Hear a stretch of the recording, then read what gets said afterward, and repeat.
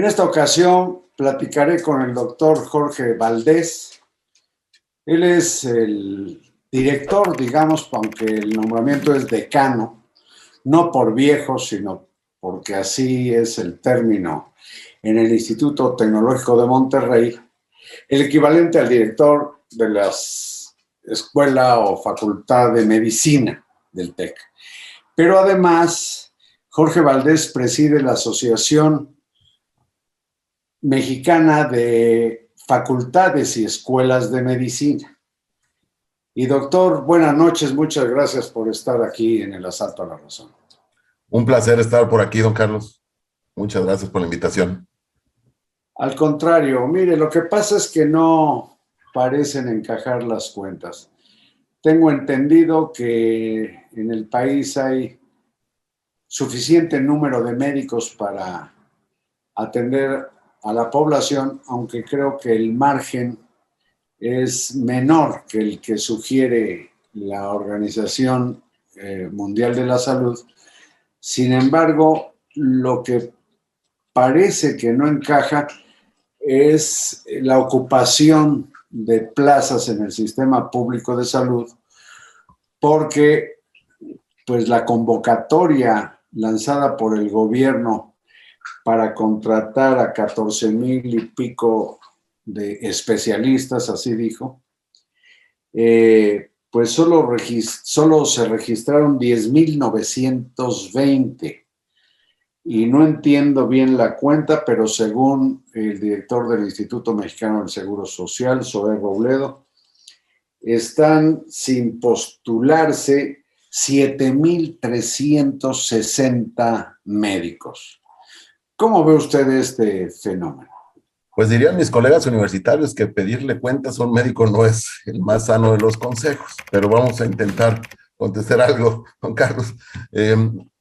A ver, el tema de cuántos médicos en el país es un tema interesante porque se han ido logrando cosas muy positivas. Es decir, hoy tenemos cerca de 2.4 médicos por 1,000 habitantes en México. Si nos vamos hace 5 o 6 años atrás, el número era menor.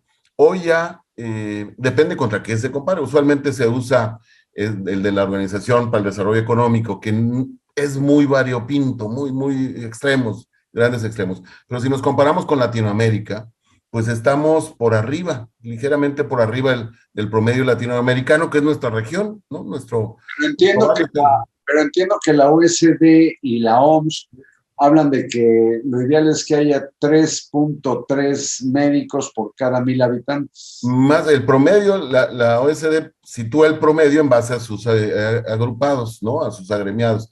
La OMS sí, pero tiene un número general que luego se ajusta por regiones. Incluso lo mismo ocurre en México. Entonces, en términos generales diríamos, hombre, hemos ido avanzando. Hoy egresan cerca de 18,000 médicos anualmente. Es un buen número. Dentro de 150 escuelas de medicina más o menos que tenemos en el país. Habiendo logrado ya descentralizar la educación. Usted se acordará que antes era muy en el centro, la UNAM era el gran productor de médicos.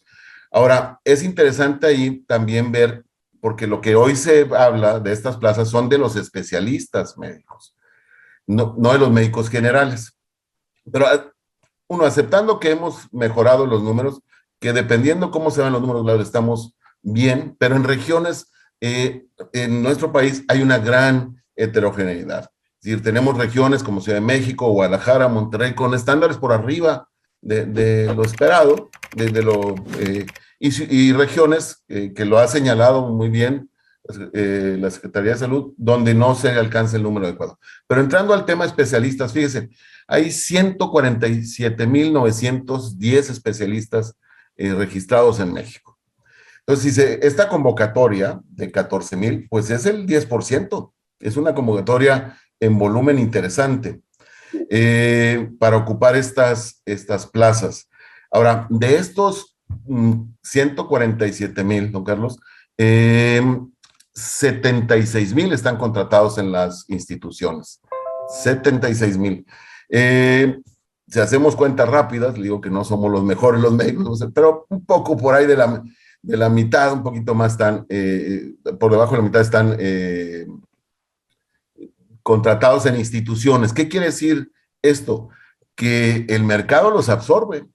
Es decir, a la hora que uno postula estas plazas por parte del gobierno, y podemos entrar ahorita al detalle de qué instituciones les ofertaron, eh, compiten contra el mercado, y es un mercado laboral, esto hay que entenderlo, ¿no? O sea que la mitad de los especialistas, de los 140 y tantos mil que hay, aproximadamente el 50% tiene actividades particulares, no contratadas.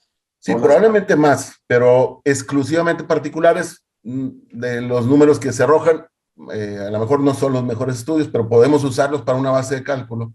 La mitad trabaja en el sector privado, probablemente más, porque la mayoría de los médicos en México tienen que complementar su salario, ¿sí?, institucional con el trabajo privado. Eso no es una verdad que todo mundo, cualquiera que haya sido paciente conoce que en la mañana se trabaja en la institución y en la tarde se trabaja en lo privado, en un buen número de colegas médicos. Pero fíjese, hay una alta concentración. Ahí también yo sí quisiera señalar que como uno de los retos es que el 50% de estos especialistas están en las grandes urbes, Ciudad de México, Guadalajara, Monterrey, y las otras que empiezan a crecer.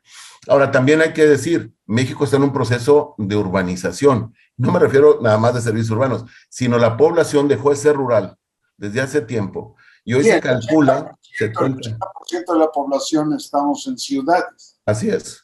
Y va en aumento, Carlos, como usted señala, va creciendo esto. Entonces, eso también hace muy difícil llevar servicios a la población en zonas no urbanas, e incluso en la periferia urbana sabemos que cae también la oferta de servicios. Hay que ver también cómo se hizo esta composición. No todo, cuando decimos gobierno, la verdad es que se dio en varios niveles, ¿no? Estas vacantes, dependiendo de la institución, tuvieron mayor o menor demanda, y dependiendo de la especialidad, tuvieron mayor o menor demanda. Sí, no en todos lados se requiere el mismo número, digamos, de oftalmólogos, por ejemplo, que es su especialidad, doctor. Así es. De oncólogos o de neurólogos, sino que requieren, hasta donde tengo entendido, médicos de primer contacto, más bien médicos generales que detectan, digamos, la especialidad que requiere, si fuera el caso, el paciente, ¿no? Sí, aunque la oferta es para especialistas, ¿eh? Estas 14,000 es para especialistas. Habría que abrir otro tema, que es la oferta de posiciones para médicos generales. Si atendemos... De esa no ha hablado el gobierno, doctor. No, hasta donde yo sé. Habla solo de especialistas y dice que porque pues ya usted dio las cifras, los que hay en el país no quieren ir a regiones o localidades aisladas, apartadas, marginadas. Piensa o anunció la contratación de 500 médicos o especialistas cubanos que idealmente de venir, pues tampoco van a, digamos, a satisfacer el número de vacantes que está necesitándose en el sistema de salud. Sí. Por obvias razones, a ver, es un tema digo, evidentemente ese número de 500 no cubre las necesidades que hoy se tiene de estas plazas. Y ahora, las zonas donde menos se aceptaron, pues son las zonas con municipios de alta y muy alta marginación.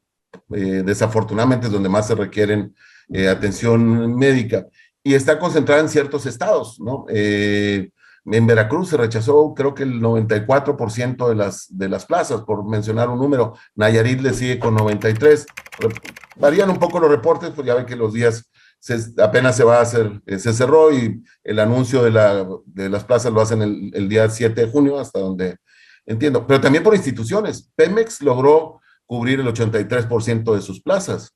Los institutos nacionales, que usted los conoce, están ahí en Ciudad de México, de alto prestigio, gran nivel de medicina, pues cubrieron pero eran 96, eran solo 28 vacantes, ¿sí? Los estados es donde es el problema.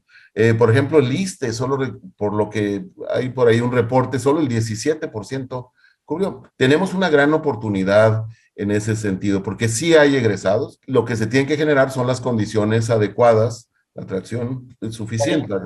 lugares además se da el problema de, de la inseguridad, ¿no? No solamente con el riesgo personal de los médicos, sean o no especialistas, sino en general el personal sanitario, enfermeros, enfermeras, hasta camilleros, conductores de ambulancias, sino que en algunas clínicas y hospitales se da la extorsión, algo así como el cobro de piso. El tema de inseguridad yo creo que es prevalente en muchas partes del país, incluso se agudiza, ¿no? No digo nada nuevo que no esté en el conocimiento de todo el mundo, y coincide con muchas de estas zonas. Entonces, es una conjunción de factores en la inseguridad, no son tan atractivos los puestos, la capacidad instalada, lo ha señalado incluso aquí su invitado, el doctor Germán Fajardo, lo señalaba en algunos de sus programas, esta insuficiencia en la capacidad instalada es una oportunidad para llevar esos servicios. También las jubilaciones, estamos con este déficit por jubilaciones. Hay un recambio generacional. El doctor Fajardo que usted cita, pues es Germán Fajardo, director de la escuela, en la Facultad de Medicina de la UNAM. Pero se da también, hasta donde alcanzo a ver, una confusión con esto de las necesidades y las ideas que se tienen para cubrir las deficiencias. Esta cosa entre médicos generales y especialistas, y parece ser que lo que no hay es un diagnóstico preciso para ver en qué grado se requiere, con qué escolaridad ese personal sanitario. Doctor, el tiempo de esta conversación se agotó. Yo le pido que permanezca acá y nos diga usted, como presidente de la Asociación Mexicana de Escuelas y Facultades de Medicina, ¿cómo debe, según usted, enfrentarse el problema de salud pública en México? ¿Espera usted aquí? Aquí espero.